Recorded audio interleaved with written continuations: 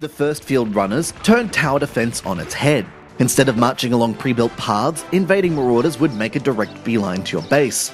This meant you could build your own paths by carefully placing down lines of turrets, ferrying baddies into snaking corridors and trenches. You were effectively making the queues from Alton Towers, only lined with machine guns.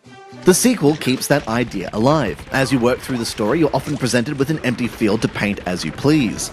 You can spend money that you earn from gunning down enemies on more cannons, flamethrowers, and sticky glue guns to craft your corridors of doom. This entails a certain level of creativity, especially when levels come with pre-built structures like bridges and trenches.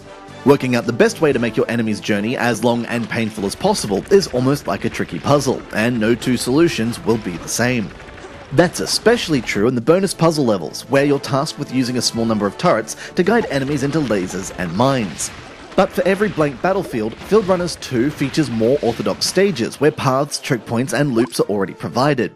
This is far more typical tower defense, and Fieldrunners does it well, even when there are hundreds of competitors in the App Store.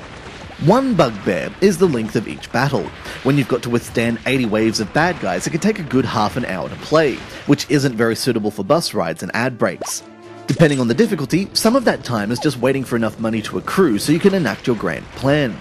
The difficulty seems a little unbalanced too. For starters, casual feels too easy and tough feels too tough. Once you hit the Arabian market world though, even casual will give you lots of trouble. You can make life easier, thankfully, by using virtual currency to buy handy bonus items. When Fieldrunners hits the App Store, it was the only tower defense game that mattered.